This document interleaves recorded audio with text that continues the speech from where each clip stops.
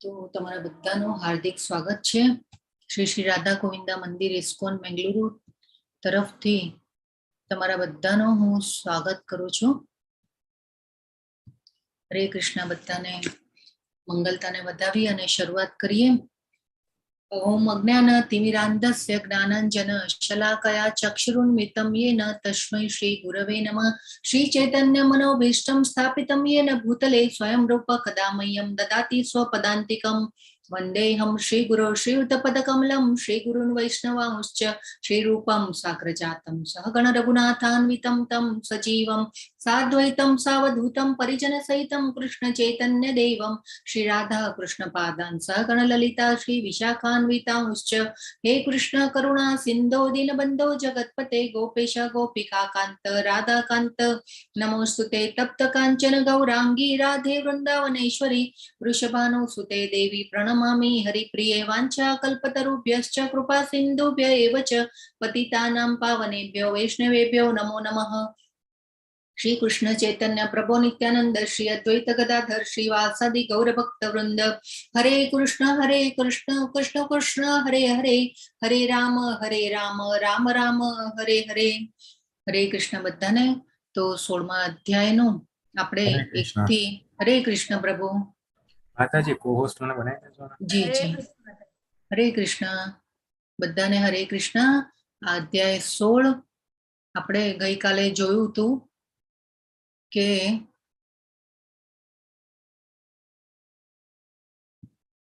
એકથી 3 શ્લોક જે છે ખૂબ મહત્વના હતા અને એમાં ભગવાને દૈવી ગુણોનું વર્ણન કરેલું છે. આપણે ગઈકાલે ખૂબ ડિટેલમાં સમજ્યા, ભગવાનના ચરણોમાં વંદન કરી અને આપણે શરૂઆત કરીએ. તો આપણે આ 1 થી 3 શ્લોકમાં દૈવી ગુણોને સમજ્યા હતા. બહુ ડિટેલમાં આપણે ગઈકાલે જોયું. આપણે ભાગવતમના ક્લાસમાં પણ આજના સવારના ક્લાસમાં પણ અભયમ ઉપર ખૂબ સરસ વર્ણન કર્યું ધર્મેશ પ્રભુજીએ. અને અભય જે છે નિર્ભયતા, એને ભગવાને પહેલો ગુણ મૂકેલો છે. નિર્ભયતા ડેવલપ થાય તો આપણે ભક્તિમાં વધારે ને વધારે આપણે આગળ આવી શકીએ, આધ્યાત્મિક પ્રગતિમાં આપણે આગળ આવી શકીએ. તો આ આપણે જોયા હતા. એ પછી આસુરી ગુણોનું પણ આ 4થા શ્લોકમાં આપણે વર્ણન સમજ્યા. 5મા શ્લોક પણ આપણે ભગવાને કહ્યું કે દિવ્ય ગુણો મોક્ષને માટે અનુકૂળ છે અને આસુરી ગુણો બંધન આપવા માટે છે. પણ અર્જુનજીને ભગવાને સમજાવ્યું કે તું ચિંતા નહીં કર, કારણ કે તું દૈવી ગુણો સાથે જ જન્મેલા છે અર્જુનજી. અને આ બધું આપણે સમજાતા. આજથી આપણે શ્લોક 7 થી શરૂઆત કરવાની છે.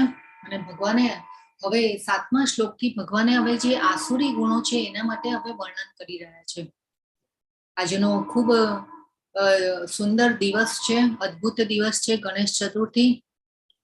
ગણપતિ મહારાજ પણ ભગવાનના ભક્ત છે, કૃષ્ણ ભગવાનના ભક્ત છે અને નૃત્યમાં ખૂબ પારંગત હતા અને ભગવાનની ભક્તિમાં પણ ખૂબ આગળ હતા.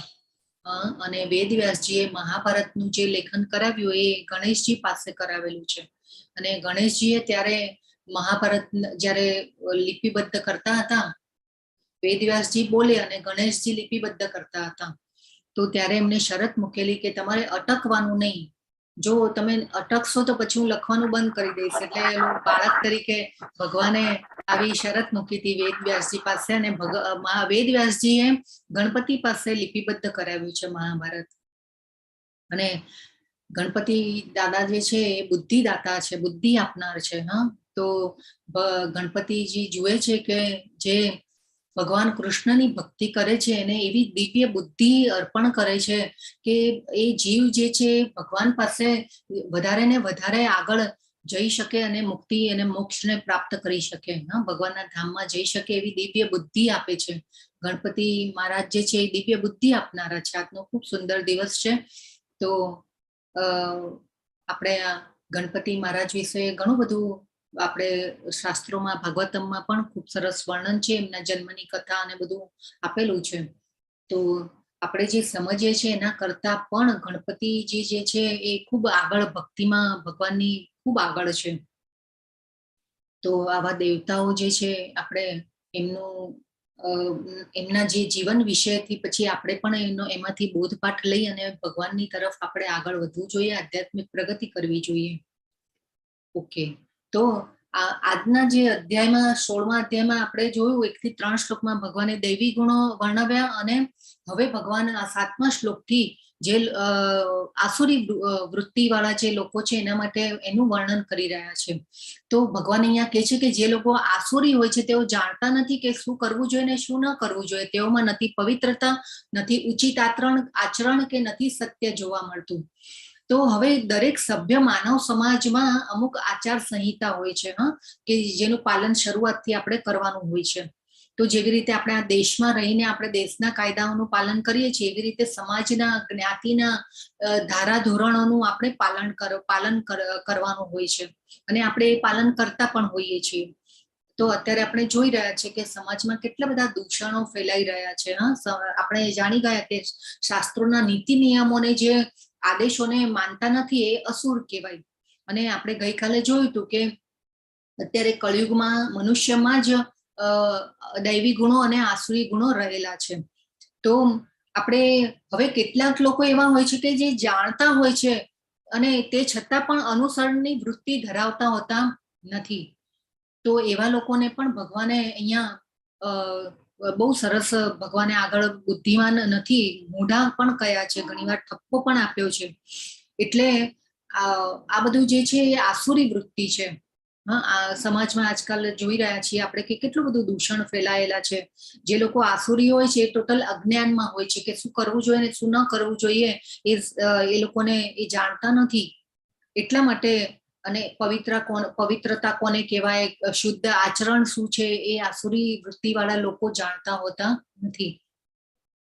તો અત્યારે તો આધુનિક કલ્ચર કેવું થઈ ગયું છે, આપણે કળિયુગમાં જોઈ રહ્યા છીએ કે દારૂ, સિગારેટ, પાન, તમાકુ, રાત્રે પાર્ટી કરવી, મોડું ઉઠવું, મોજ મજા, હોટેલોમાં ખાવું પીવું. તો આ બધું જે છે એ બધું ખૂબ બધું વધી ગયું છે. અત્યારે તો ડ્રિંક્સ જે લેતા હોય એને એક સ્ટેટસ ગણવામાં આવે છે. આપણે હવે તો ઘરમાં બાર બનવા માંડ્યા છે. ઘણા લોકો એવા નાના નાના બાર પણ ઘરમાં બનાવે છે કે પછી એને પાછું શું કે ભાઈ ચલો આ મિત્રો આવે ને તો જરા શું કે જરા મજા આવે, એમ થોડો આનંદ કરવા. જો અત્યારે આનંદની ડેફિનેશન જ ચેન્જ થઈ ગઈ છે સમાજમાં. આપણો સમાજ ક્યાં જઈ રહ્યો છે આપણે જોઈ રહ્યા છીએ. તો આપણે બધા તો ભક્તો છીએ, આપણે બધા જ્ઞાન કેળવી લીધું છે, તો આપણને ખબર છે કે આપણે દૈવી ગુણોમાં હંમેશા ભક્તિ, અને આ દૈવી ગુણો ભક્તિથી ડેવલપ થશે. અને આપણે આ જે આખો 16મો અધ્યાય છે ને, આપણું સેલ્ફ ઇન્ટ્રોસ્પેક્શન કરવાનો અધ્યાય છે કે આપણે કયા ગુણમાં છીએ, એ ખાસ આપણે એને ક્યાં ગિયર આપણે ચેન્જ કરવાનું છે એ આપણે જોવાનું છે. એટલે આ બધું અત્યારે આપણે જોઈ રહ્યા છીએ. એટલે આસુરી વૃત્તિ વાળા લોકો જાણતા નથી કે પવિત્રતા શું છે, આચરણ શું છે, શુદ્ધ આચરણ કોને કહેવાય, કેમ કે આ બધું અજ્ઞાન જ છે, અજ્ઞાનમાં છે, એટલા માટે જાણતા નથી. હવે એક જે પ્રભુપાદ લખે છે કે મનુ સંહિતા કરીને ગ્રંથ છે, એમાં તો સ્ત્રી અને પુરુષોનું આચરણ કેવું હોવું જોઈએ ને એ પણ બધું, પછી કાયદાઓની વ્યવસ્થા કેવી હોવી જોઈએ એ બધું મનુ સંહિતા કરીને ગ્રંથ છે એમાં બધું આપેલું છે. તો એમાં તો એ પણ કહેલું છે કે સ્ત્રીને રક્ષણ અપાવવું જોઈએ, સ્ત્રી જે છે એ રક્ષણમાં રહેવી જોઈએ. પણ સ્ત્રીઓ હંમેશા નાનપણમાં પિતાથી, પછી જે મિડલ એજ હોય એમાં પતિથી રક્ષાયેલી હોવી જોઈએ. એ પછી આવે કે જ્યારે એ પછી પુત્રથી રક્ષાયેલી હોવી જોઈએ. તો આ બધું પણ અત્યારે તો જો આની પણ એક ડેફિનેશન ચેન્જ થઈ ગઈ છે. સ્ત્રીને પુરુષ સમોવડી બનાવવાની જે હોડ જે છે અત્યારે ચાલી રહી છે, કે પુરુષ જેવી, એટલે પુરુષ સમોવડી સ્ત્રીઓને અત્યારે આ બધું ચલણ ચાલી રહ્યું છે. તો સ્ત્રીઓ પહેલા તો કેવું સ્ત્રીઓ પણ આ બધું જે વૃત્તિ જે છે એ બધું, એ આ બધી જે દોડ જે છે પણ એનાથી કઈ સમાજ સુધર્યો નથી. તો અત્યારે આવા, એટલે આના માટે થઈ અને પહેલા તો કેવું સ્ત્રીઓ ઘર સંભાળતી, બાળકો સંભાળતી, વડીલોનું ધ્યાન રાખતી, પણ અત્યારે તો આખો સિનારીઓ જ ચેન્જ થઈ ગયો છે. બધાના મન બગાડવાના ક્યારથી શરૂ થયા કે જ્યારે સ્ત્રીઓ બહાર નીકળતી થઈ. સ્ત્રીઓ જ્યારે પહેલા તો સ્ત્રીઓ રસોઈ બનાવતી ભગવાનનું નામ લઈને, અને એ રીતે એકદમ પવિત્રતાથી ભગવાન માટે ભોગ બનાવતી, અને એ જ ભોગ જ્યારે એના વિચારો એના એ રસોઈમાં ભળે, એ પવિત્રતા ભળે, ત્યારે અને એ બધું આપણે ભોજન લેતા, અન્ન લેતા, તો આપણું મન પણ એ રીતે શુદ્ધ રહેતું હતું.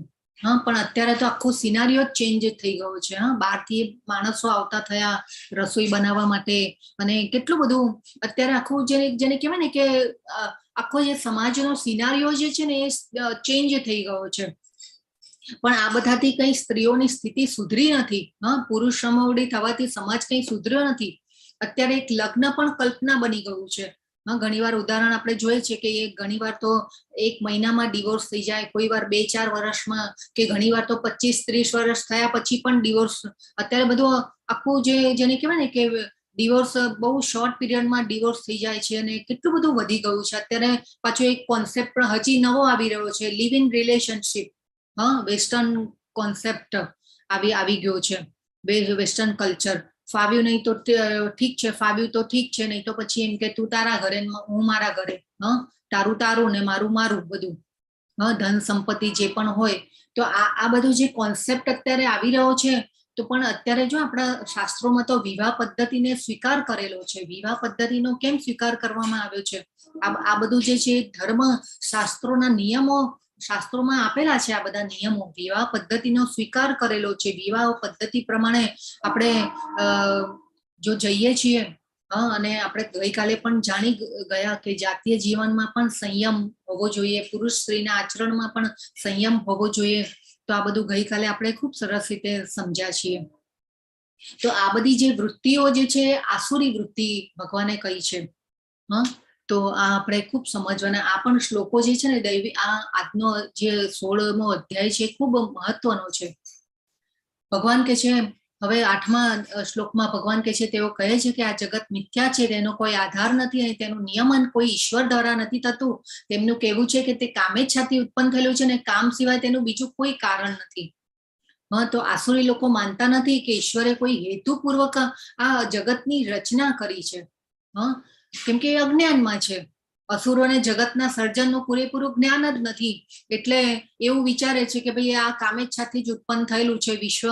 અને પણ આપણે તો જાણી ગયા, હા, ભગવદ્ ગીતામાં કેટલું બધું ભગવાને આપણને કહી દીધું કે ભગવાનથી જ ઉત્પન્ન થાય છે બધું. ભગવાન જ સર્વના પાલન પોષણ કરતા છે, પ્રકૃતિના કંટ્રોલર ભગવાન છે.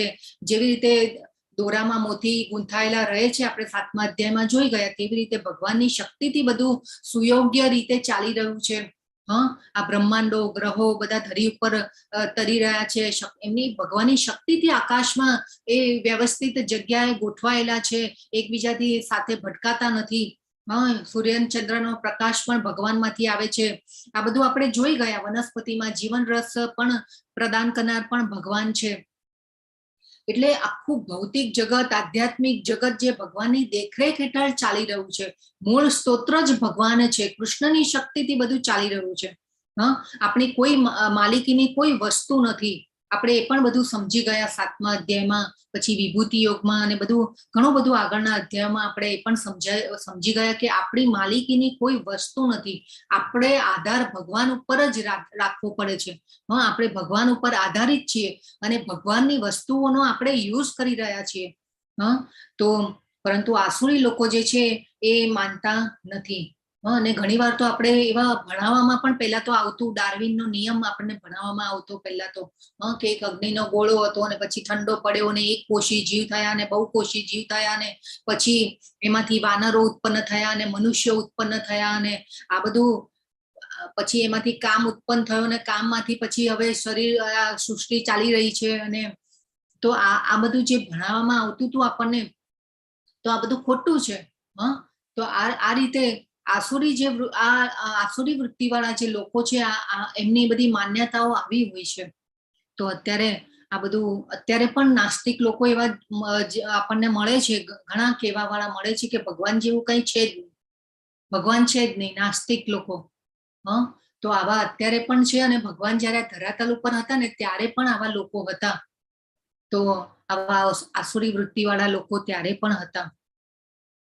એ પછી 9મા શ્લોકમાં ભગવાન કે છે એવો નિષ્કર્ષનું અનુગમન કરીને આસુરી લોકો જેમને આત્મજ્ઞાન ખોઈ દીધું છે અને જેઓ બુદ્ધિહીન છે એવા બિન ઉપયોગી અને ભયાવહ કાર્યોમાં પ્રવૃત્ત હોય છે જે સંસારનો વિનાશ કરવાને માટે હોય છે.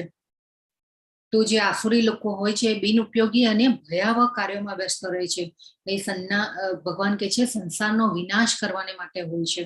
જેઓને ઈશ્વર વિશે કોઈ કલ્પના જ નથી, નાસ્તિક છે કે જે એટલે એ બધા જે કહેવાય શું કે ભાઈ પ્રગતિ કરી રહ્યા છે, પણ આપણે જોઈ રહ્યા છીએ કે આજકાલ દેશમાં છે ને ટેરરિઝમ, પછી ખંડણી માંગવી, આ બધું કેટલું બધું વધી રહ્યું છે. હા, આજકાલ ટેરરિઝમ પણ ઘણું બધું વધી રહ્યું છે. આજકાલ હવે આ ભારત દેશ ઉપર નરેન્દ્ર મોદી આવ્યા પછી જે આતંકવાદી હુમલાઓ જે છે ઓછા થઈ ગયા છે, પણ આપણે પહેલા તો કેટલા ગામને એના ઉપર આપણે જોયા કે આતંકવાદી હુમલાઓ પણ થયેલા છે.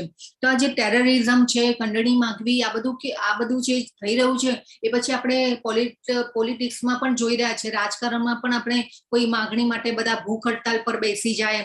હા, અણુશસ્ત્રો પણ બધા દેશો પાસે છે અત્યારે તો કેટલું બધું યુદ્ધ થાય તો આખી પૃથ્વીનો નાશ થઈ જાય ને એવું વાતાવરણ છે. આ બધી આસુરી વૃત્તિ છે અત્યારે આપણે જોઈ રહ્યા છીએ. દરેક દેશ પાસે અણુ બોમ્બો છે ને આ બધું શું છે? આ કહેવાય શું કે ભાઈ આપણે પ્રગતિ કરી રહ્યા છે. આપણી દરેક દેશ એ પ્રાઉડ લેતા હોય છે કે ભાઈ અમે પણ અણુ બોમ્બ બનાવી દીધો, અમે પણ અણુ બોમ્બ બનાવી દીધો. પણ આ બધું શું છે? આસુરી વૃત્તિ છે. એટલે આ ભગવાન અહીંયા જો એમને બુદ્ધિહીન કયા છે અને ભયાવહ કાર્યોમાં પ્રવૃત્ત થઈ જાય છે. તો અત્યારે આ બધી ટેકનોલોજી કેટલી એડવાન્સ થઈ રહી છે. અત્યારે આપણે બધા ડિફેન્સની વિગતો પણ ઘણા એવી સિક્રેટ હેક પણ કરી શકે છે, એવી પણ ટેકનોલોજી અત્યારે વિકસી છે. હા, બધી ઘણી બધી. તો આ બધું શું આપણી ઇન્દ્રિય તૃપ્તિના અર્થે, ઇવન પ્રકૃતિ ઉપર કંટ્રોલ કરવાની ભાવના, માલિકી ભાવ, આ બધા જે સંશોધનો થઈ રહ્યા છે તો ઇન્દ્રિય તૃપ્તિના અર્થે કોઈ નવા બધા અલગ અલગ અત્યારે આપણે જોઈ રહ્યા છીએ કે ટેકનોલોજી વિકસી રહી છે. મોબાઈલ, પછી ઇલેક્ટ્રોનિક્સ ગેજેટ્સ ને રોબોટ દ્વારા અત્યારે તો સર્જરી પણ થઈ રહી છે. હા, ડોક્ટરો હવે આગળનો એવો પીરિયડ આવશે કે રોબોટ દ્વારા સર્જરી થશે. પણ એ જે રોબોટ કદાચ આવી પણ જશે, પણ એ પછી શું થશે કે માણસો રોજગાર વગરના બેસી જશે, ચોરી લૂંટફાટ વગેરે વધી જશે બધું. હા, તો ટેકનોલોજીનો વિકાસ થઈ રહ્યો છે, એ બધું સારું પણ છે, એવું નથી. ટેકનોલોજી વિકસી છે તો આપણે આ જ્ઞાનની ચર્ચા આપણે ઘરે બેઠા કરી શકીએ છીએ. હા, તો ટેકનોલોજીનો ઉપયોગ જો કૃષ્ણ ભાવનામૃતમાં થાય, સારા કાર્યોમાં થાય તો એ બેસ્ટ છે. પરંતુ જો એ હિતકારી કાર્યોમાં થાય તો બરાબર છે. પરંતુ જો આ સંસારનો વિનાશ કરવા માટેના આવા ભયાવહ કાર્યોમાં જો થાય તો પછી એ ખોટું છે. એટલે ભૌતિક શોધોને માનવ સભ્યતાનો વિકાસ ગણવામાં આવે છે, પણ આનું પરિણામ શું આવે છે કે લોકો હિંસક અને ક્રૂર બની ગયા છે. તો પ્રાણીઓ પ્રત્યે પણ અત્યારે આપણે જોયા છે કે મનુષ્યો પ્રાણીઓ પ્રત્યે પણ નિર્દય બન્યા છે. એકબીજા પ્રત્યે કેવું આચરણ રાખવું એ પણ ખ્યાલ નથી, કેમ કે એ અજ્ઞાનમાં છે. હા, ઘણા પશુવધ આપણા જીભના સ્વાદ ખાતર પશુ હત્યા થઈ રહી છે. ગાયને દોહવા માટે પણ અત્યારે તો મશીનો દ્વારા એનો ઉપયોગ થઈ રહ્યો છે. હા, ગાય પણ એ આપણે જોઈ રહ્યા છીએ કે એ અબોલ પશુને આપણે કેટલી તકલીફ પડતી હશે. તો આ બધું અત્યારે થઈ રહ્યું છે તો આપણે જોઈ રહ્યા, તો આ બધી આસુરી વૃત્તિ છે. એટલે સમાજમાં આ બધા કાર્યોમાં પરોવેલા અને વ્યસ્ત રહેનાર મનુષ્યોને ભગવાને બુદ્ધિહીન કયા છે. હા, આસુરી લોકો કયા છે ભગવાને. તો ખૂબ જરૂરી છે આ બધું સમજવું. અત્યારે આપણે જોઈ રહ્યા છે કેવું સમાજમાં કેટલા બધા દૂષણો અને અધર્મ થઈ રહ્યો છે. આ બધી કળિયુગની અસર છે. ચેતના જે નીચે આવી ગઈ છે. સતયુગમાં ચેતના એકદમ હાઈ લેવલ પર હતી, એ પછી ધીરે ધીરે ચેતનાનો લુપ્ત થયો છે. ચેતના એકદમ નીચે આવી ગઈ છે લોકોની. તો આ બધી કળિયુગની અસરો છે. 10મા શ્લોકમાં ભગવાન કહે છે, કદાપી સંતુષ્ટ ન થનારા કાપનો આશ્રય લઈને તથા ગર્વના મદમાં તથા મિથ્યા પ્રતિષ્ઠામાં ડૂબેલા આસુરી લોકો આ રીતે મોહગ્રસ્ત થઈને હંમેશા ક્ષણભંગુર વસ્તુ દ્વારા અપવિત્ર કર્મનું વ્રત લેતા હોય છે. જો કેટલું બધું ભગવાન અહીંયા કહી રહ્યા છે આપણા માટે. કામ એટલે ઈચ્છા અને કામ એટલે વાસના પણ થાય. બરાબર? તો મનુષ્ય આપણે બધા જે છે મનુષ્ય, આપણે તો બધા હવે ભગવદ્ ગીતાનું જ્ઞાન લીધું, ભક્ત બનવા જઈ રહ્યા છીએ, આધ્યાત્મિક કર્મો કરતા હોઈએ, આપણે ભગવદ્ ગીતા વાંચીએ, ભાગવતમનો પાઠ કરીએ, ભાગવતમના ક્લાસ એટેન્ડ કરીએ, તો આપણે બધા તો ખૂબ સરસ અત્યારે જ્ઞાન કેળવાઈ ગયું છે, આપણે ધીરે ધીરે કેળવી પણ રહ્યા છીએ. તો પણ અમુક મનુષ્યો જે છે કાયા, કીર્તિ, કંચન અને કામિની ના મોહમાં ફસાયેલા છે. આપણે જોઈ રહ્યા છીએ અત્યારે આ બધું પણ વધી રહ્યું છે. ઘણાને તો એવો મોહ હોય ને કાયાનો કે ઘણીવાર 2-5 મિનિટ માટે નીચે ઉતરવું પડે ને કંઈક વસ્તુ લેવા માટે, તો પણ એટલા બધા તૈયાર થઈને જાય કે એટલે આ કાયાનો મોહ થયો કહેવાય. પછી એટલે આ બધા મોહમાં આપણે કાયા, કીર્તિ, કંચન અને કામિની એના મોહમાં પછી એવો ખ્યાલ રહેતો નથી કે સમજી શકતો નથી માણસ કે ખોટા રસ્તે જઈ રહ્યો છે. દારૂ, જુગાર, સ્ત્રીઓ, માંસાહાર બધું વધી રહ્યું છે, વેશ્યાગૃહો વધી રહ્યા છે. તો આ ગર્વ અને મિથ્યા અભિમાની લોકો પોતાની રીતે ધર્મના નિયમો ઉપજાવી કાઢે છે. ઘણીવાર પછી હમણાં જ આપણે જોયું કે જન્માષ્ટમી ગઈ, લોકો શ્રાવણ મહિનામાં કેવું રોજ જુગાર રમે, પત્તા રમે, પણ આ ખોટું છે. પછી એ બધું 12 વાગે એ બધું થઈ જાય એટલે પછી શું કરે, પાર્ટીઓ કરે, ડ્રિંક્સ લે. પણ કયા શાસ્ત્રમાં કહ્યું છે કે શ્રાવણ માસમાં જુગાર રમવો જોઈએ? આ આસુરી વૃત્તિ છે, ખોટું છે. શ્રાવણ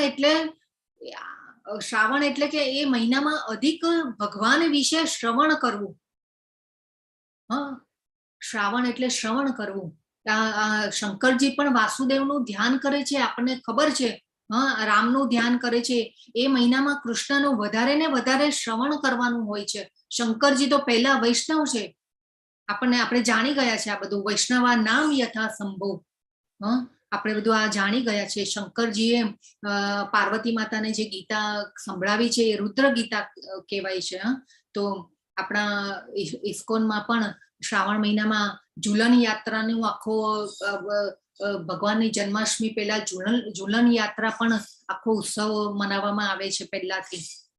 તો આ બધું આપણા પુષ્ટિ માર્ગમાં પણ હિંડોળા ઉત્સવ કહેવાય, અને પુષ્ટિ માર્ગમાં હિંડોળા ઉત્સવ જન્માષ્ટમી પહેલા 15 દિવસથી શરૂઆત થાય છે અને હિંડોળા ઉત્સવ કહેવાય છે.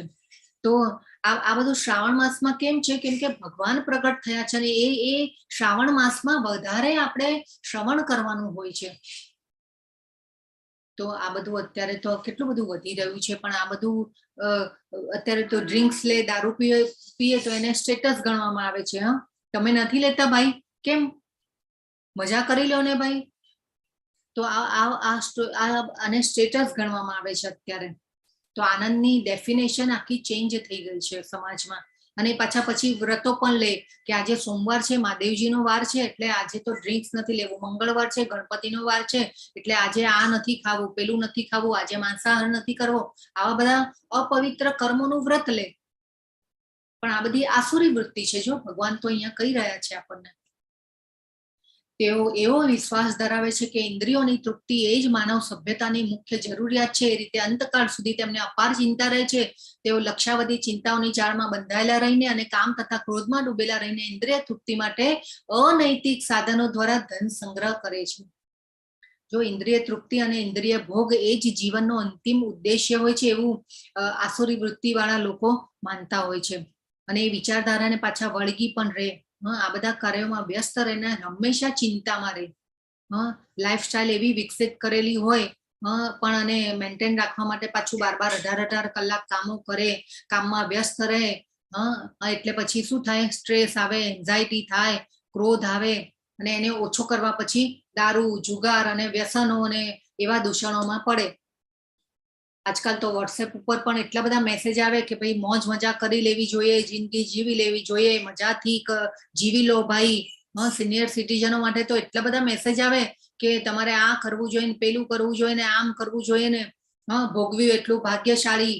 આવા બધા મેસેજો ખૂબ બધા ફરતા હોય છે.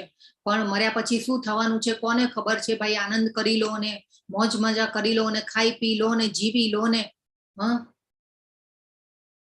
ઘણા લોકો તો ડોક્ટરને મૃત્યુ આવવાની માંદગી સમયે ડોક્ટરને આજીજી કરતા હોય કે ભાઈ બચાવી લો, આ કરવાનું બાકી છે, પેલું કરવાનું બાકી છે, બિલ બનાવવાનું બાકી છે, કેટલું બધું. પણ કુદરતના કાયદા કોઈ પણ મનુષ્યને નિશ્ચિત અવધિથી વધુ એક ક્ષણનો પણ ભોગ કરવાની રજા આપતા નથી. તો આસુરી મનુષ્ય હંમેશા આ ચિંતામાં રહે છે. જો અહીંયા ભગવાન જ કે છે, અને અનૈતિક સાધનો દ્વારા ધન સંગ્રહ કરે છે.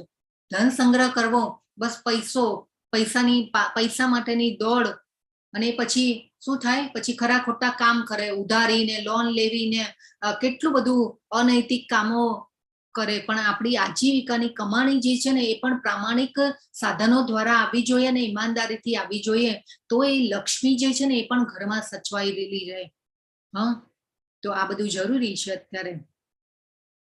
તો આસુરી મનુષ્ય જે છે એ સમજતો નથી કે આપણા અંદર જે પરમાત્મા રહેલા છે, એ એમાં શ્રદ્ધા જ ધરાવતો નથી. એટલા માટે સર્વ પ્રકારના પાપ કર્મ કરતો રહે છે. આપણે જાણી ગયા છીએ કે સાક્ષી તરીકે ભગવાન આપણા પરમાત્મા આપણા હૃદયમાં રહેલા છે, અને સાક્ષી તરીકે રહેલા છે, અને પરમિશન આપનાર છે. દરેકના અંદર બેઠા છે ભગવાન, અને દરેક જીવના કાર્યો, એમના વિચારો એને પરમાત્મા જોતા હોય છે. એટલે આપણે હંમેશા અમર્યાદિત ભૌતિક ઈચ્છાઓ, આપણી અનલિમિટેડ ડિઝાયર, કામ, ક્રોધ, લોભ, મોહ, મદ અને મત્સર, એનો આપણે સંન્યાસ લેવાનો છે. મત્સર એટલે ઈર્ષા, મદ એટલે આળસ, પ્રમાદ.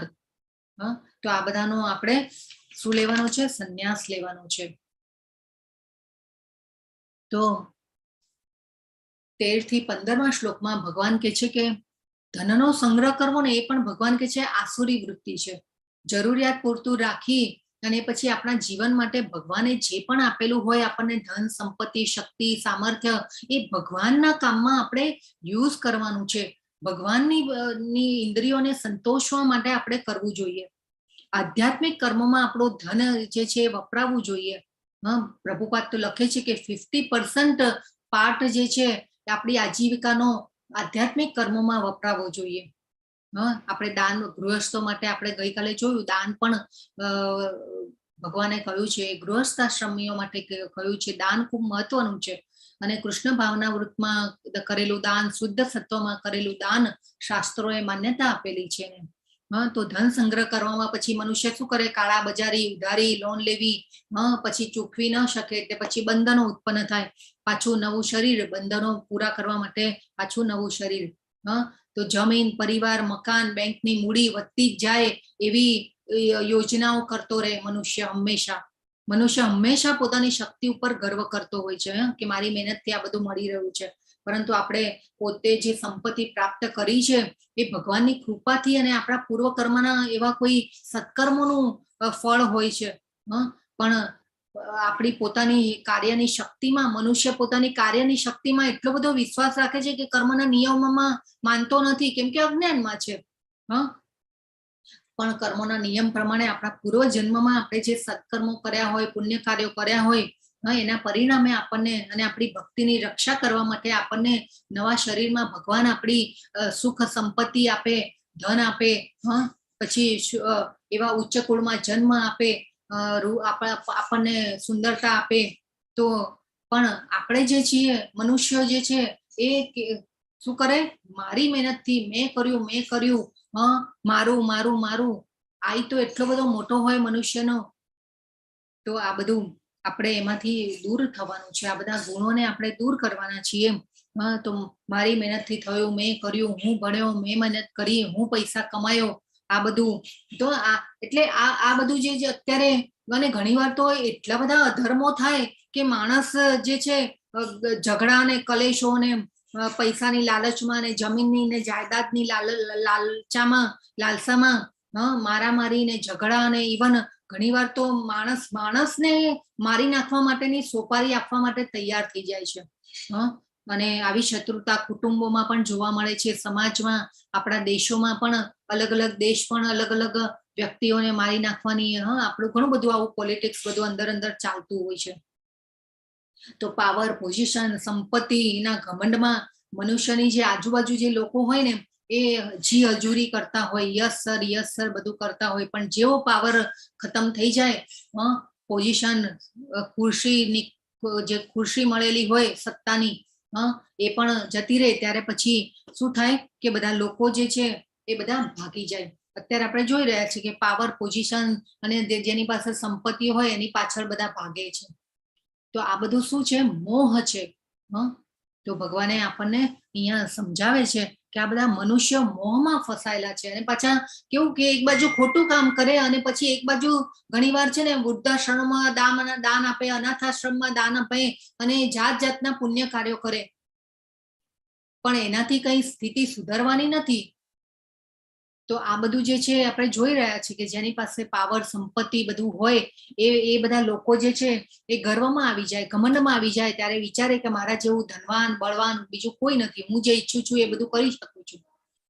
તો આસુરી વૃત્તિનું ઉદાહરણ તો રાવણ પણ હતો. આપણે શાસ્ત્રોમાં ઘણા બધા ઉલ્લેખ છે આસુરી વૃત્તિ માટે. રાવણ, કંસ, હિરણ્યકશિપુ એ બધાના ઉદાહરણો આપણને શાસ્ત્રોમાંથી મળે છે. તો રાવણે તો એવી છે ને માણસો સામે એવી યોજના મૂકેલી કે પોતે એક એવી સીડી બનાવશે કે જેના દ્વારા કોઈ પણ વ્યક્તિ વેદોક્ત યજ્ઞો કર્યા વગર સ્વર્ગમાં પહોંચી શકશે, સ્વર્ગલોકમાં જઈ શકશે, એવી હું સીડી બનાવીશ, એવી યોજના રાવણે મૂકેલી.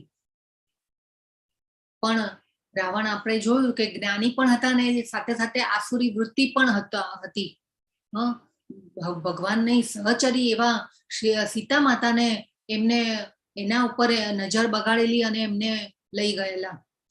તો આ બધું આસુરી વૃત્તિ છે. આપણે પણ અત્યારે જોઈ રહ્યા છીએ કે મનુષ્યો શું શું કરી રહ્યા છે. જાત જાતના રોકેટ્સ બનાવે છે અને અલગ અલગ ગ્રહોમાં મોકલે છે, ચંદ્ર ઉપર ને મંગળ ઉપર, ને ત્યાં પહોંચીને એની અંદર જે રહેલા યંત્રો હોય એ ત્યાંથી ફોટા મોકલે ને પછી ત્યાં પાણી છે કે નહીં, જમીન છે કે નહીં, માટી છે કે નહીં, ગુરુત્વાકર્ષણ કેટલું છે ને કેટલી બધી શોધો ને બધું થઈ રહ્યું છે. પણ આપણે તો જોઈ ગયા કે બધું ભગવાનની યોજના અનુસાર બધા જ બ્રહ્માંડોમાં સુયોગ્ય રીતે બધું ચાલી રહ્યું છે. આપણે તો બધું આ જાણી ગયા. પણ આપણે આમ એટલે મનુષ્ય આ બધી જે માલિકી ભાવ, પ્રકૃતિ ઉપર ની કંટ્રોલની ભાવના ને બધું એ બધા મોહમાં ફસાયા વગર ભગવાનના ધામમાં જવાનો રસ્તો અપનાવવો જોઈએ, એવું ભગવાન કહી રહ્યા છે. 16મા શ્લોકમાં ભગવાન કહે છે આ પ્રમાણે વિવિધ ચિંતાઓથી ઉદ્વિગ્ન થયેલા અને મોહજાળમાં બંધનમાં ફસાયેલા તેઓ ઇન્દ્રિય ભોગમાં અત્યંત આસક્ત બને છે તથા નરકમાં પડે છે. જો ભગવાન શું કહી રહ્યા છે કે નરકમાં પડે છે. પાવર, પોઝિશન, સંપત્તિ, ઇન્દ્રિય તૃપ્તિના મોહમાં ફસાયેલા મનુષ્ય હંમેશા ચિંતાથી ગ્રસ્ત રહે છે. મન ઉદ્વેગમાં હોય, ક્રોધ આવે પછી શું થાય? યાદ શક્તિ ઘટે, સ્મૃતિ ઘટે. એટલા માટે શું થાય? પછી યાદ શક્તિ ઘટવાથી પછી કામ કરવાની શક્તિ ઓછી થાય, મનુષ્યનું પતન થાય, અને પછી પતન થાય એટલે મનુષ્ય નીચે ગતિ કરતો રહે, નરકમાં પડે. તો આ બધું આપણે સમજવું જોઈએ. આ શ્લોકમાં મોહજાલ શબ્દ ખૂબ મહત્વનો છે. સંસ્કૃત શબ્દ છે મોહજાલ. જાળ એટલે આપણે ઓલી જે જાળી, આપણે ઘણા ઓલા જે બધા જાળમાં ફસાવીને માછલીઓને ઉપર કાઢતા હોય તળાવમાંથી, સરોવરમાંથી. મોહજાલ એટલે કે જાળમાં ફસાયેલી માછલીની જેમ તેઓ મોહરૂપી જાળમાં ફસાઈને તેમાંથી બહાર નીકળી શકતા નથી, એવું ભગવાન કહી રહ્યા છે. 17મા શ્લોકમાં ભગવાન કહે છે પોતાને શ્રેષ્ઠ માનનારા, સદા ઉદ્ધત રહેનારા, ધન સંપત્તિ તથા મિથ્યાભિમાનથી મોહગ્રસ્ત થયેલા લોકો કોઈ વિધિ વિધાનનું પાલન કર્યા વગર કેટલીક વખત નામ માત્ર માટે બહુ ગર્વથી યજ્ઞ કરે છે.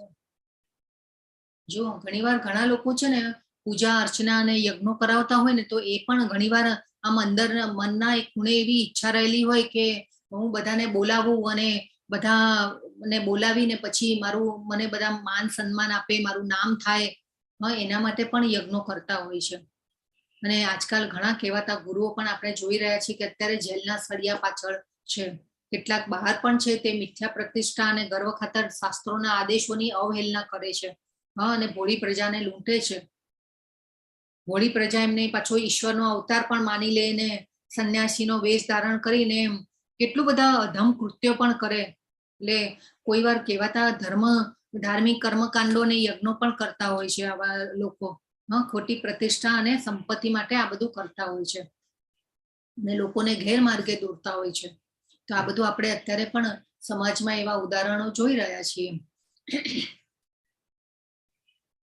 પણ આવું દંભી વલણ ને ધાર્મિક વલણ જે છે એમને બચાવી શકતું નથી. કહેવત છે ને કે ઓલો પાપનો ઘડો ભરાય એટલે પતન થાય, બરાબર. તો આ બધું ભગવાને કેટલું બધું સમજાવી દીધું છે. એ પછી ભગવાન કે છે મિથ્યા અહંકાર, બળ, ઘમંડ, કામ તથા ક્રોધથી મોહિત થઈને આસુરી મનુષ્ય પોતાના શરીરમાં તથા બીજાઓના શરીરોમાં સ્થિત પૂર્ણ પુરુષોત્તમ પરમેશ્વરની ઈર્ષા કરે છે તથા વાસ્તવિક ધર્મની નિંદા કરતા હોય છે. જો ખૂબ મોટો પોઈન્ટ ભગવાને કહી દીધો. આપણે જાણી ગયા ને કે પરમાત્મા તરીકે હૃદયમાં આપણા શરીરમાં ભગવાન બિરાજે છે. આપણું શરીર જે છે ભગવાનનું આપેલું ભગવાનનું મંદિર છે. ભગવાન રહે છે એમાં. એટલે આપણા શરીરને પણ સ્વચ્છ રાખવું જોઈએ. આપણા વિચારોને મન, કાયા, વાણી અને કર્મમાં પણ આપણે સંયમ રાખવો જોઈએ. પરમાત્મા હંમેશા આપણી સાથે છે એ રીતે વિચારવાનું.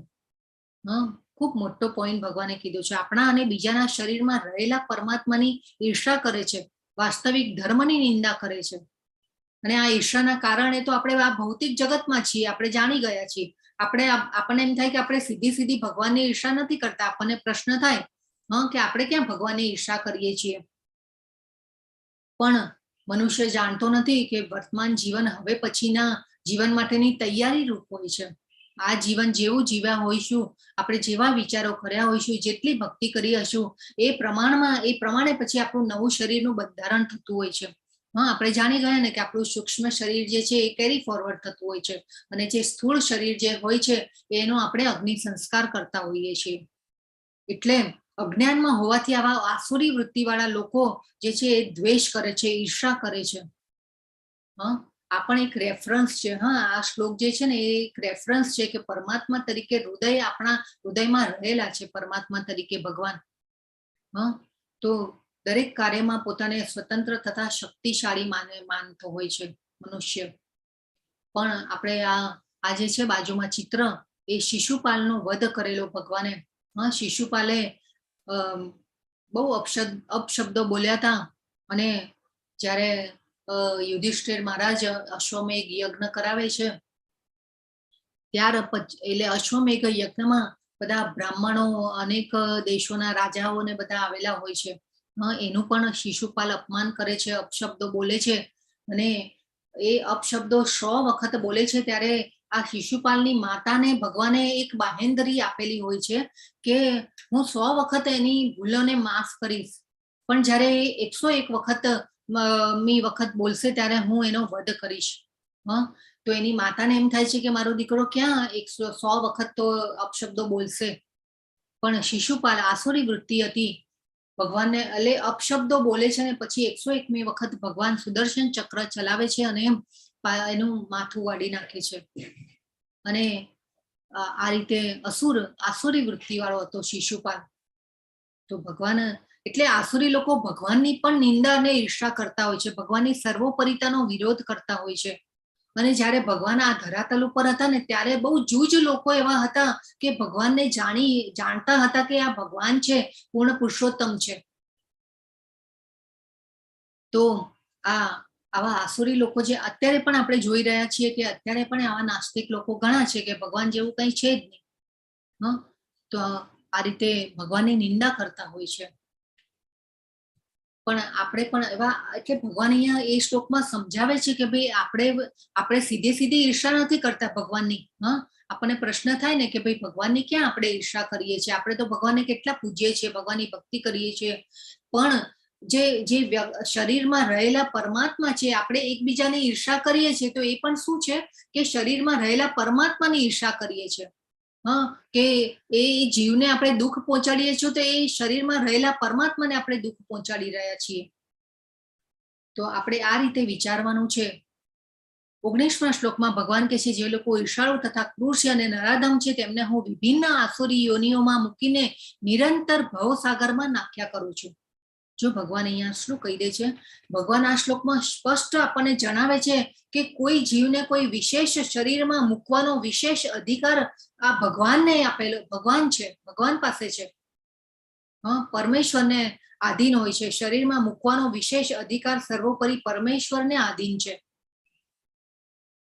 શ્રીમદ ભાગવતમના 3જા સ્કંદમાં પણ કહેવામાં આવ્યું છે કે મૃત્યુ પછી જીવને માતાના ગર્ભમાં મૂકવામાં આવે છે, જ્યાં સર્વોપરી શક્તિના નિયંત્રણમાં નિરીક્ષણ હેઠળ તેને વિશેષ પ્રકારનું શરીર પ્રાપ્ત થાય છે. આ ભાગવતના 3જા સ્કંદમાં કહેલું છે. અને કોઈ ભગવદીય જીવ હોય ને એવો, તો ભગવાન એને 100 જન્મો સુધીનું ભગવાન એમને યાદ કરાવે છે કે તું આ રીતે ભક્તિ કરતો તો ને બધું 100 જન્મોનું ભગવાન એને યાદ કરાવે. પણ ત્યારે જીવ ભગવાનની માફી પણ માંગે કે ના, હવે હું તમારી ભક્તિ કરીને તમારી પાસે આવી જઈશ, પણ પાછો જન્મ થાય, માયા પકડે અને પાછા, જેને કહેવાય ને કે જન્મ થાય ને માયા પકડી લે, પાછા શરીરમાં કર્મો અને બંધનો ઉત્પન્ન કરે ને પાછું નવું શરીરમાં પાછા.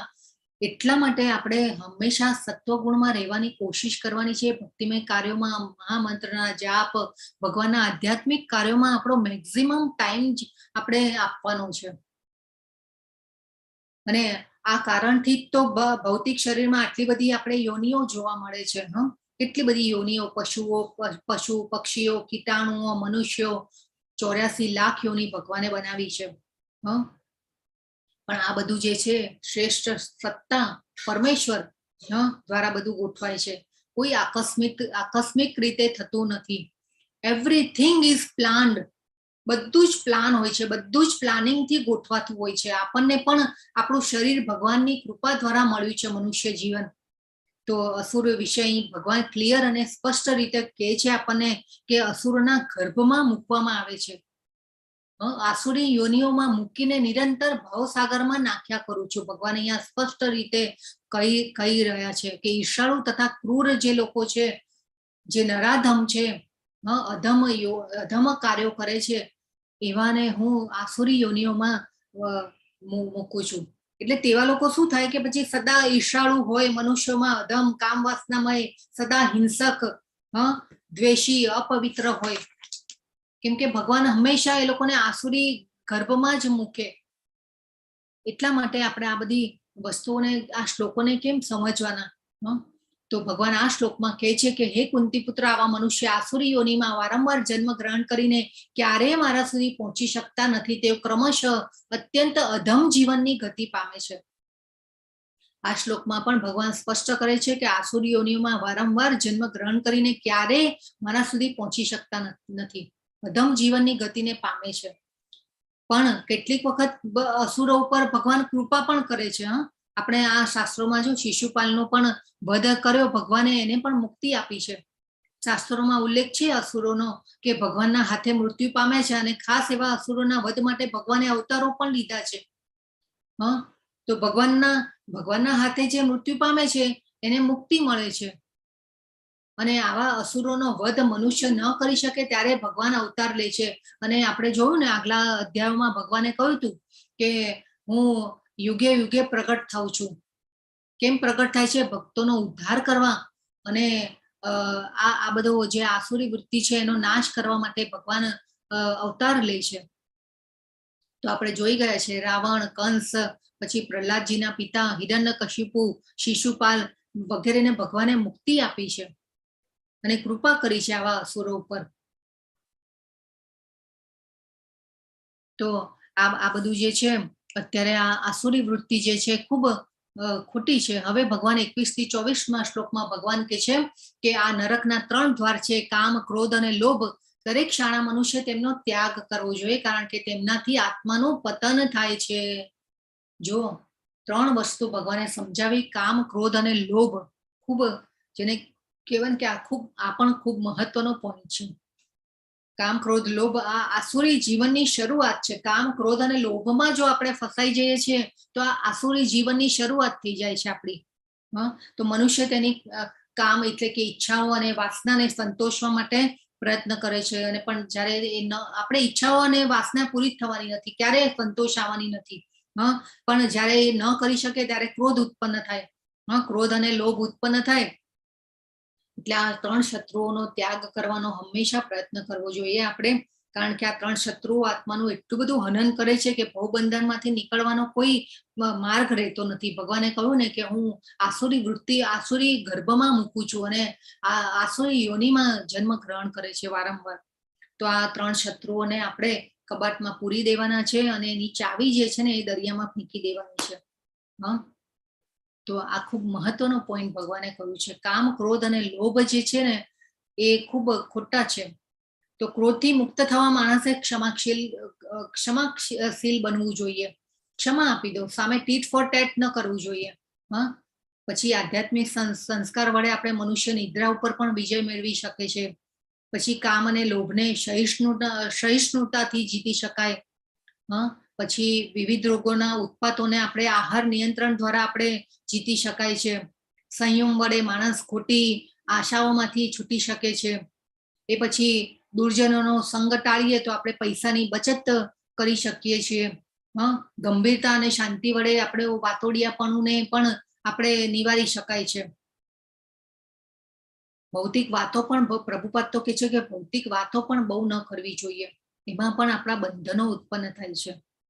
હા, પછી એટલે કે આવા કામ, ક્રોધ અને લોભ જે છે ને આ 3 શત્રુઓથી સાવધ રહેવું જોઈએ. અને આ બધાને આપણે ક્યારે પાર કરી શકીએ? ભક્તિથી, ભગવદ્ ગીતાના વાંચનથી, ભાગવતમનું વાંચન, ભક્તિમય સેવા, આ બધાથી આપણે આ જે કામ, ક્રોધ અને લોભ છે એને આપણે હરાવી શકીએ છીએ. આજકાલ સમાજમાં છે ને ઘણા બધા એવા ડેવલપ થયા છે ક્લાસો બાળકો માટે ને મોટેરાઓ માટે પણ.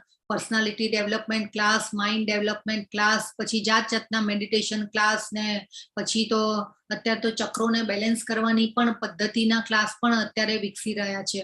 હા, જાત જાતના પૈસા કમાવા માટેના ધંધા, બરાબર છે.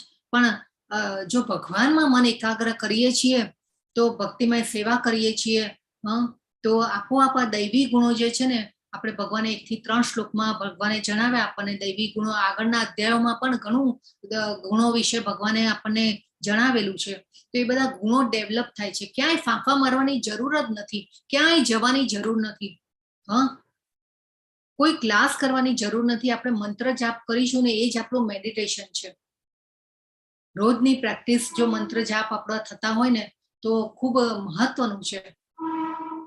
તો આ બધું છે ને આપણે ભગવદ્ ગીતા અને બધાનું કેમ મહત્વ છે, કેમ આપણે આ બધું જ્ઞાન લેવાનું, આ બધું જાણીશું તો આપણે આધ્યાત્મિક પ્રગતિમાં ઉપર આવીશું. આપણો ભગવાન સાથેનો સંબંધ જે છે એ ગાઢ થતો જશે ધીરે ધીરે. હા, અને આપણે આ બધામાંથી છૂટી શકીશું. તો આ જે કામ, ક્રોધ અને લોભ છે એમાંથી આપણે છૂટવાનું છે. એ પછી 22મો શ્લોક છે, હે કુંતી પુત્ર, જે મનુષ્ય નરકના 3 દ્વારોથી બચી ગયેલો હોય છે તે આત્મ સાક્ષાત્કાર માટે કલ્યાણકારી કાર્ય કરે છે અને પછી ક્રમશઃ પરમ ગતિ પામે છે. આપણે આગળના શ્લોકમાં જોઈ ગયા કે શરીર જે મળે છે તે ભગવાનની કૃપાથી મળે છે. એ પરમેશ્વર એ બધી શક્તિથી આપણને શરીર મળે છે. ભગવાન અસુરના ગર્ભમાં જ મૂકે છે, તેઓ ભગવાન સુધી પહોંચી જ શકતા નથી, આપણે જાણી ગયા.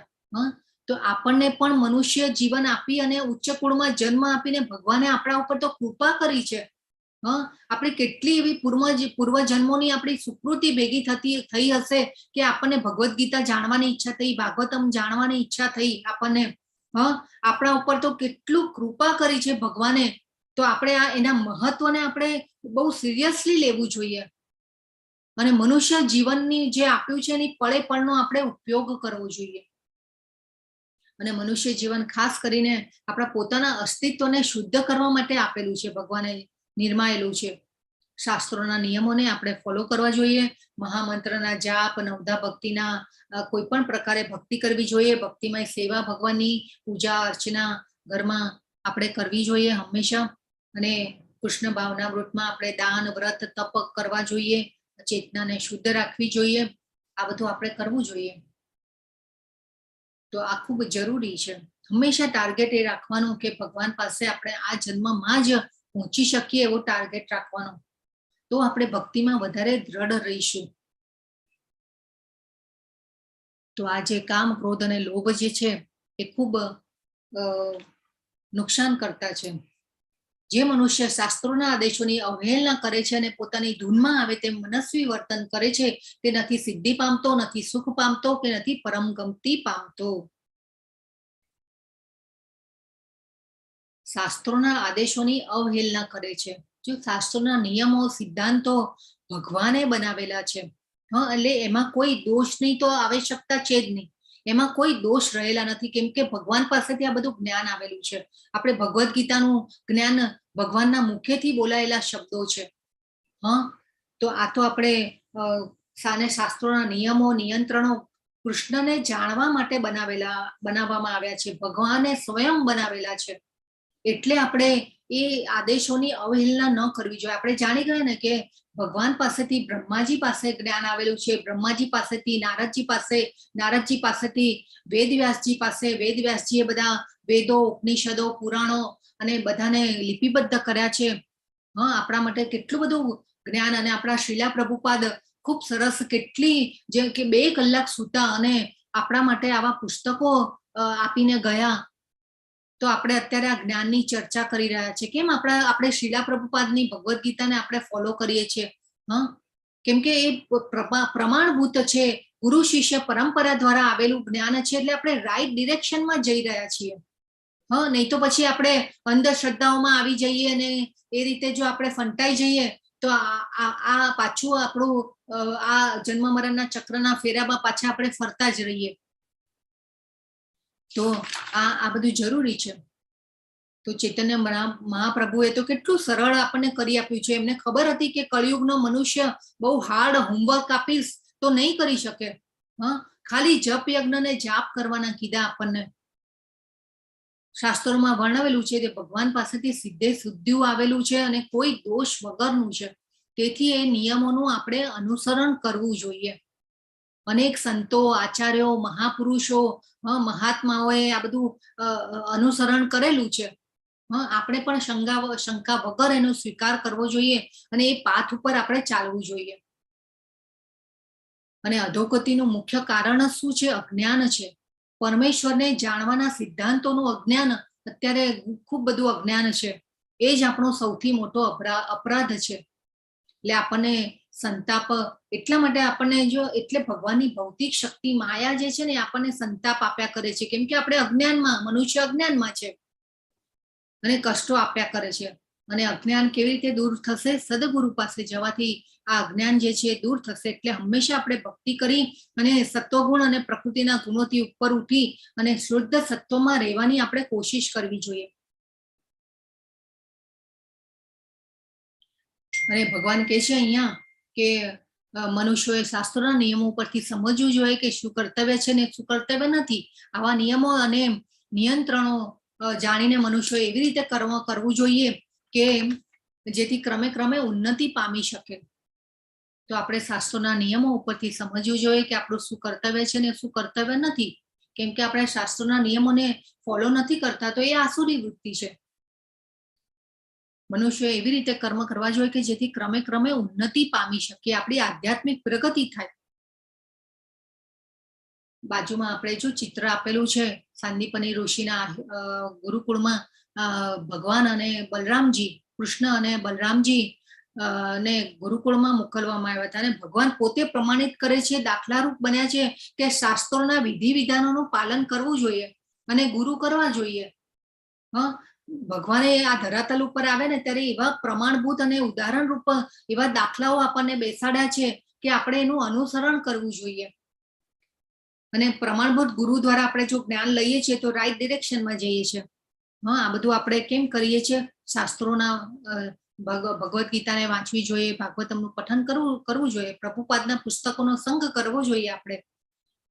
તો ભગવાન અને બલરામજીને પણ ગુરુ પાસે મોકલવામાં આવ્યા હતા. ગુરુ પાસેથી એક જ વખત સાંભળ્યા પછી કૃષ્ણ તથા બલરામ સર્વ કલાઓ અને વિજ્ઞાન શીખી લેતા. 64 દિવસ અને 64 રાત્રિમાં માનવ સમાજમાં જરૂરી એવી સર્વ આવશ્યક કલાઓ અને વિજ્ઞાન ભગવાને શીખ્યા હતા. ગુરુકુળ સાંદીપની ગુરુકુળમાં રહી અને સાંદીપની ઋષિ પાસે ભગવાને શિક્ષા પ્રાપ્ત કરેલી છે. તો દિવસના સમયે તેઓ ગુરુ પાસેથી જે વિષયના પાઠ શીખવવામાં આવતા હતા ગુરુ પાસેથી, એ ભણી રહ્યા પછી રાત પડે એટલે ભગવાન જ્ઞાનના વિભાગમાં તેઓ નિષ્ણાત બનતા. એટલે કે એનો અભ્યાસ કરતા ભગવાન અને પ્રેક્ટિસ કરતા. જે દિવસના ટાઈમે ગુરુ ભણાવે એનો રાત્રે પછી એનો અભ્યાસ કરતા અને એમાં નિષ્ણાત બનતા. તો અભ્યાસનું જો આપણે ગઈકાલે પણ જોયું, સ્વાધ્યાય અભ્યાસનું કેટલું મહત્વ છે. ભગવાને આ બધું પોતે આ જ્યારે ધરાતલ ઉપર આવે ને ત્યારે પણ આ બધાનું ભગવાન પોતે આ બધાની નું પાલન કરતા હતા, સિદ્ધાંતોનું, શાસ્ત્રોના સિદ્ધાંતોનું, નિયમોનું પાલન પોતે પણ કરતા. ભગવાન પોતે બ્રહ્મ મુહૂર્તમાં ઉઠતા હતા અને 7 વાગે તો ભગવાન વાળું કરી લેતા, ભગવાન જમી લેતા 7 વાગ્યામાં તો. પણ અત્યારે તો આપણે કેવું બધું શાસ્ત્રોના નિયમોને તો ક્યાંય બધું મનુષ્યોએ ઊંચા મૂકી દીધા છે. અત્યારે આપણને થોડોક ટાઈમ છે તો ભગવાન કેટલી બધી કલાઓ શીખેલા ગુરુકુળમાં રહીને આપણે આજે થોડુંક જોઈએ. ખૂબ સરસ મહત્વ આ ભગવાન બધું છે. આપણી પાસે ટાઈમ અત્યારે પૂરો થઈ ગયો છે. આ છેલ્લો શ્લોક છે. તો ભગવાન સર્વપ્રથમ તેઓ કેમ ગાવું, ભજનોની રચના કેમ કરવી, જુદા જુદા રાગ રાગિણીઓ કેમ ઓળખવા એ શીખ્યા હતા. છંદો, વિવિધ પ્રકારના સૂર તથા રાગ કેવી રીતે ગાવા, ઢોલ અને મૃદંગના તાલને કઈ રીતે અનુસરવું એ શીખેલા. એ પછી અલગ અલગ રાગ, તાલ અને લય સાથે નૃત્ય કેવી રીતે થાય તે પણ શીખેલા. નાટક કેમ લખાય, વિવિધ પ્રકારની ગ્રામ્ય ચિત્રો, પ્રકૃતિના ચિત્રો કેમ દોરાય તે પણ આ ભગવાન શીખેલા હતા. 64 દિવસ અને 64 રાત્રિમાં ભગવાન આ બધી કલાઓ શીખેલા હતા કે જે માનવ સમાજમાં અત્યારે પણ આપણે એ બધી કલાઓ જો અત્યારે આપણે વર્ણન સાંભળીશું, પછી આપણે જોઈશું. તો ભગવાન જે કરે છે ને એ બધી જે કર્મ કરે છે એ બધી દિવ્ય હોય છે, આધ્યાત્મિક હોય છે. ભગવાને કરેલા કાર્યો હંમેશા દિવ્ય હોય છે, આધ્યાત્મિક હોય છે. એ પછી ભગવાને મુખ પર તિલક કેવી રીતે કરવું, કપાળ તથા ગાલ પર વિવિધ પ્રકારના ટપકાનો શણગાર કેવી રીતે થાય તે પણ શીખેલા. આજકાલ તો બોયઝ ગર્લ્સના વિવિધ મેકઅપો આવી ગયા, પણ ત્યારે તો આ બધું ચલણ હતું. જમીન પર ચોખા અને લોટના મિશ્રણની લુગડી બનાવી કેવી રીતે રંગોળી કરવી, રંગરોગાન થાય એટલે કે રંગોળી બનાવતા પણ ભગવાન શીખેલા. અત્યારે આપણે મંદિરોમાં પણ જોઈ રહ્યા છીએ અને ગૃહસ્થોના ઘરમાં પણ આપણે મંગલ કાર્યો જ્યારે કરતા હોય ત્યારે ચોખાની રંગોળીને આ બધી રંગોળીઓ ઘણા મંદિરોમાં પણ થતી હોય છે. એ પછી પુષ્પો વડે વિશ્રામ સ્થાન કેવી રીતે બનાવવું તે પણ શીખેલા ભગવાન. પહેલા તો ભગવાનની પૂજા અર્ચના માટે પણ ફૂલ મળી રહે એના માટે પુષ્પ વાટિકા બનાવવામાં આવતી. તો ત્યાં ફૂલો જ વાવેલા હોય ભગવાન માટે, એ જમીનમાં ફૂલો વાવવામાં આવે અને પછી ત્યાં ભગવાનની પૂજા અર્ચના માટે ત્યાંથી ફૂલો લાવવામાં આવતા હતા. તો આ બધું ભગવાન આ બધી કળાઓ શીખેલા. તેઓ અલંકારોમાં પણ વિવિધ પ્રકારના મૂલ્યવાન રત્નોને કેવી રીતે જળવાને એ પણ ભગવાને શીખ્યા હતા. જળ ભરેલા ઘડામાંથી વાદ્ય સંગીત ઉત્પન્ન કરવાની કલા પણ શીખ્યા. ઘડાઓમાં જુદા જુદા પ્રમાણમાં જળ ભરીને પછી એના પર ટકોરા મારવામાં આવે છે અને એનાથી વિવિધ પ્રકારના મધુર રસભર્યા ધ્વનિ ઉત્પન્ન થાય છે. તો આ કલા પણ આપણે અત્યારે ઘણી અસ્તિત્વમાં છે, કોઈ જગ્યાએ અસ્તિત્વમાં છે. આ રીતે વાદ્ય સંગીત ઉત્પન્ન કરવામાં આવે છે. તો આ પણ ભગવાન કળા શીખેલા. એ પછી ગ્રીષ્મ ઋતુમાં, ઉનાળામાં, ગરમીની ઋતુમાં આપણે સિંહાસન ઉપર, ઘરોમાં, મંદિરોમાં, દિવાલો ઉપર, છત ઉપર ફૂલનો શણગાર કેવી રીતે કરવો એ પણ ભગવાન શીખ્યા હતા. આ બધું ભાગવતમના 10મા સ્કંદમાં આ બધું વર્ણન આપેલું છે. આપણે જોઈએ છીએ કે અલગ અલગ ઉત્સવ સમયે ભગવાનના અલગ અલગ ઉત્સવો, જન્માષ્ટમી હોય તો આપણો ફૂલનો શણગાર ભગવાન પાસે કરતા હોય છે. એને ફૂલવાડી કહેવામાં આવતું હોય છે. ફૂલનો બંગલો, ઘણા લોકો ફૂલનો બંગલો પણ આપણા પુષ્ટિ માર્ગમાં ફૂલનો બંગલો પણ કરતા હોય છે ઘણીવાર ભગવાન પાસે. એ પછી ભગવાન માથાના વાળ અલગ અલગ પ્રણાલિકાઓ પ્રમાણે ઓળવા અને મસ્તક ઉપર મુગટ વિવિધ રીતે જુદી જુદી સ્થિતિમાં પહેરવો એ પણ શીખ્યા હતા.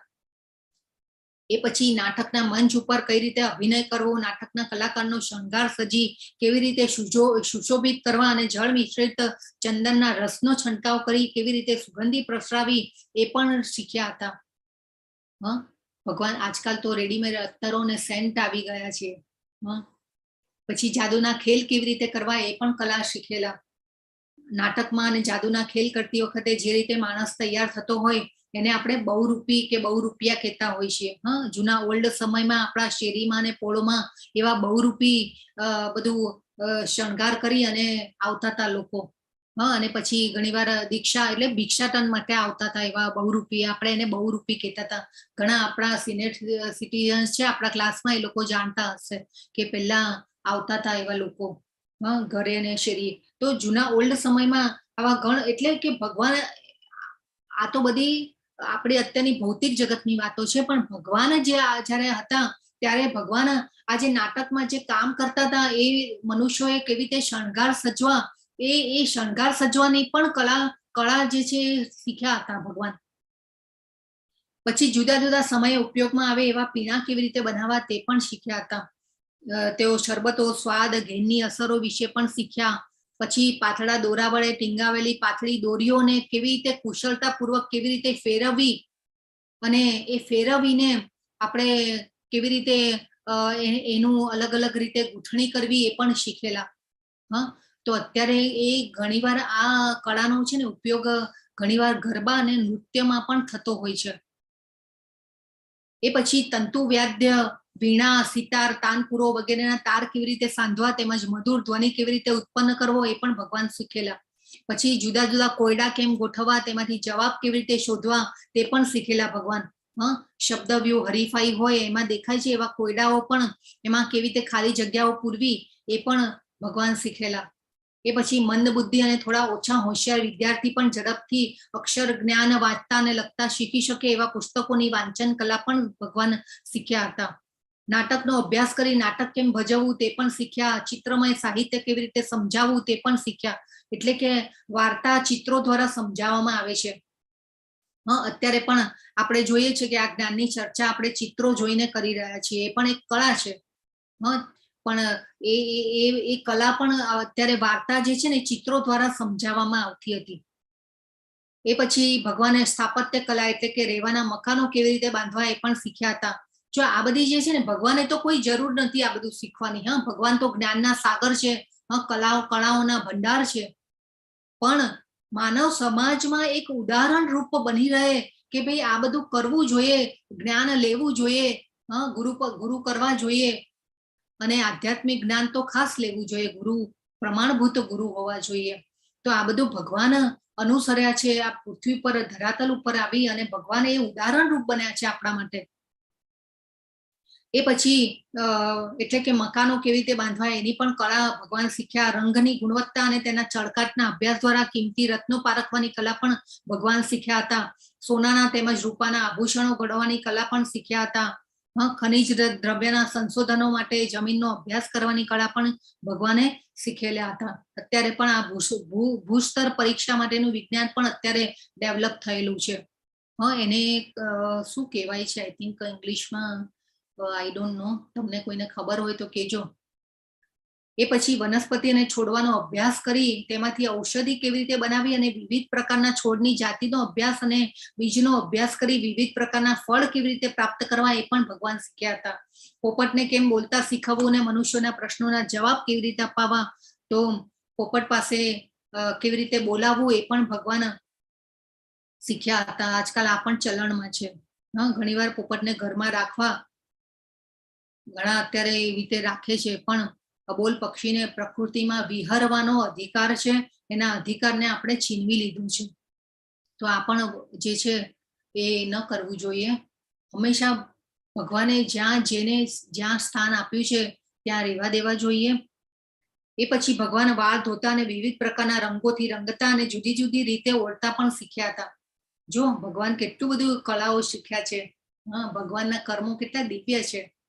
કોઈના પુસ્તકમાં જોયા વિના એમાં શું લખ્યું છે તે કહેવાની કળા પણ ભગવાન શીખેલા હતા. કોઈની મુઠ્ઠીમાં કંઈક વસ્તુ રાખીને એને જોવાની કળા પણ શીખ્યા. આજકાલ આવા બાળકો આવી રમત બહુ રમતા હોય છે કે મારી મુઠ્ઠીમાં શું છે, ચલો કહી દો. આવી બધી રમતો ભગવાન ત્યારે પણ કરતા હતા. જુદા જુદા દેશોની ભાષાઓ બોલતા અને સમજતા પણ શીખ્યા હતા ભગવાન. કૃષ્ણ તો પશુ પંખીની સાથે પણ વાત કરી શકતા હતા. તેઓ પુષ્પમાંથી વાહનો અને વિમાનો કેવી રીતે બનાવવા તે પણ શીખેલા. આજકાલ આપણે નાના બાળકો ઓલા કાગળમાંથી વિમાનો બનાવી, હોડી બનાવી અને પછી ઓલું પાણીમાં તરતી મૂકતા હોય છે ને એવી રીતે રમતો રમતા હોય છે. પછી કૃષ્ણ ચિહ્નો જોઈને ભવિષ્યના પ્રસંગો કહેવાની કલા પણ શીખ્યા હતા. ઘણી બધી અલગ અલગ લિપિ હોય છે અને એ લિપિ આપણે એ લિપિ દ્વારા ઘણું બધું વાંચન થતું હોય છે. ખનાર વચન નામે જાણીતા પુસ્તકમાં વિવિધ પ્રકારના ચિહ્નો તથા શુકનોનું વર્ણન આપેલું છે. અત્યારે પણ આજકાલ શુકન અને અપશુકનમાં ઘણા બધા માનતા હોય છે. એ પછી કૃષ્ણ માતૃકા રચવાની કલા પણ શીખ્યા, એટલે કે એ આંકડા અને અક્ષરના કોયડાની રમત છે. એ પછી ભગવાન હીરા જેવા કિંમતી નંગ અને તેને કાપવાની કળા પણ શીખેલા. પોતાના મનમાં કાવ્ય રચી સવાલ અને જવાબ તૈયાર કરવાની કલા પણ શીખેલા હતા. એ પછી ભૌતિક સંયોજનો અને વિઘટનોના કાર્ય અને પ્રત્યાઘાત એટલે કે કેમેસ્ટ્રીનું વિજ્ઞાન પણ ભગવાન સમજ્યા હતા. ધાતુઓ ખનિજોના મિશ્રણની એના અલગ અલગ હેતુ અને ઉપયોગ અને એના રિએક્શન, પ્રત્યાઘાતો પણ શું આવે, બધા ભૌતિક અલગ અલગ સંયોજનો કરી. આપણે તો પાણીનું પણ જોયું છે કે H2O, ભૌતિક સંયોજન, હાઇડ્રોજન અને ઓક્સિજન મળે તો પાણી ઉત્પન્ન થાય છે. તો આ બધું અત્યારે આપણે જોઈ રહ્યા છીએ. એટલે આ ભૌતિક સંયોજનની અને ખનિજો ધાતુઓના મિશ્રણની પ્રક્રિયા, એ પછી અલગ અલગ હેતુ માટે એનો કેવી રીતે ઉપયોગ કરવો, એના રિએક્શન અને ઉપયોગિતા અને બિન ઉપયોગિતા શું, એટલે એ બધી કેમેસ્ટ્રીનું વિજ્ઞાન પણ ભગવાન સમજેલા. ત્યારે એ બધી કળા પણ ભગવાન શીખ્યા હતા. પછી માનસ રોગ ચિકિત્સકની કલા પણ શીખ્યા હતા. અત્યારે આને સાયકોલોજિસ્ટ કહેવામાં આવે છે. તો આ બધું વિજ્ઞાન પણ ભગવાન શીખ્યા હતા. કેવી રીતે ઈચ્છાઓને દબાવી, ઈચ્છા સંતુષ્ટ ન થાય ત્યારે એને દબાવીને એમાંથી કેવી રીતે બહાર નીકળવું, એ પણ એક કળા છે. તેઓ એ પણ શીખેલા યોગ દ્વારા. આટલી બધી વિદ્યાઓ ભગવાન 64 દિવસ 64 રાત્રિમાં શીખ્યા હતા ભગવાન. એ પછી કલા, ભગવાન તો કલા અને જ્ઞાનના સાગર છે, છતાં પણ માનવ સમાજમાં પોતે ઉદાહરણ રૂપ બન્યા છે. અને સાંદીપની ઋષિએ ભગવાનને ગુરુ દક્ષિણામાં પોતાના પુત્રને પાછો મેળવી આપવાની ગુરુ દક્ષિણા માંગે છે ભગવાન પાસે. ગુરુ સમજી ગયા હતા કે આ બે બાળકો સામાન્ય બાળકો નથી, સ્વયં પૂર્ણ પુરુષોત્તમ છે, એટલે આવી દક્ષિણા માંગી છે. નહીં તો ગુરુ આવી દક્ષિણા ન માંગી શકે કે ભાઈ મારો જે મૃત પુત્ર છે એને તમે પાછો લાવી દો. ગુરુનો પુત્ર પ્રભાસ ક્ષેત્રના કિનારે દરિયામાં ડૂબી ગયો હતો, તે પાછો માંગ્યો ગુરુએ ગુરુ દક્ષિણામાં. અને ત્યારે એવી પદ્ધતિ હતી વૈદિક કાળમાં કે ગુરુ દક્ષિણા લેવામાં આવતી ને આપવામાં આવતી. તો ભગવાન જે છે એ પહેલા એ દરિયામાં જાય છે, ત્યાંથી ન મળ્યો તો યમરાજા પાસે જઈ અને એમનો પુત્ર જે છે, ખૂબ સરસ વર્ણવેલું છે એનું બધું આખું ડિટેલમાં જ્ઞાન હું અહીંયા બધું શોર્ટમાં કહી રહ્યું છું. પણ ભગવાન ત્યાં જાય છે, પેલા દરિયામાં જાય છે, પછી દરિયામાં જઈ અને સાગર દેવને પૂછે છે કે ભાઈ આ મારા ગુરુનો પુત્ર ક્યાં છે. તો સાગર દેવતા જે છે ભગવાનને કહે છે કે નીચે એક દરિયાની અંદર એક શંખાસુર નામનો રાક્ષસ જે છે એને ગળી ગયો હશે અને એના પેટમાં હશે. ત્યારે ભગવાન દરિયાની અંદર જઈ અને પછી એ રાક્ષસ સાથે યુદ્ધ કરે છે. અને પછી યુદ્ધમાં ભગવાનને ખબર પડે છે કે નહીં, એના પેટમાં પણ એ પુત્ર નથી.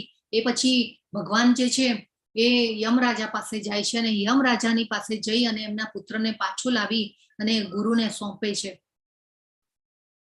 અને એ પછી ગુરુ પણ આ ભગવાન અને બલરામજીથી સંપૂર્ણ સંતોષ પામ્યા છે અને એમને ઘરે જવાની પછી છૂટ આપે છે ગુરુ. હવે ઘરે જતી વખતે ગુરુ આશીર્વાદ આપે છે. ગુરુ કહે છે કે તમે તો આશીર્વાદથી પણ પરે છો. ગુરુ સમજી ગયા હતા, સાંદીપની ઋષિ સમજી ગયેલા કે આ તો સ્વયં પૂર્ણ પુરુષોત્તમ છે. ત્યારે તો ગુરુઓ પણ એટલા, જેને કહેવાય ને કે જ્ઞાની અને એવા શુદ્ધ ચેતના વાળા હતા એ વૈદિક કાળમાં. અને પાછા ભગવાનના ગુરુ કેવા જબરજસ્ત જ્ઞાની અને હશે. ત્યારે ભગવાન ગુરુજી જે છે એ ભગવાનને કહે છે કે તમે તો આશીર્વાદથી પણ પરે છો, પરંતુ મારે તો આશીર્વાદ આપવા એ મારો ધર્મ છે. હું તમને આશીર્વાદ આપું છું. ગુરુ કહી રહ્યા છે ભગવાનને. એટલે અને ભગવાનને આશીર્વાદ આપે છે. બલરામજી અને કૃષ્ણને આશીર્વાદ આપે છે કે તમે જે કંઈ પણ બોલશો તે વેદ વાણીની જેમ અખંડ અને તાજું ગણાશે. તમારું શિક્ષણ કેવળ આ વિશ્વમાં જ નહીં, આ યુગમાં જ નહીં, પરંતુ સર્વ સ્થળો અને યોગોમાં માન્ય ગણાશે. અને ઉત્તરો ઉત્તર નવીન અને મહત્વનું ગણાશે. એને આ પોતાના ગુરુના આશીર્વાદથી કૃષ્ણ ભગવાનની ભગવદ્ ગીતા જે છે એ હંમેશના માટે વધારે ને વધારે ચેતનપ્રદ રહી છે.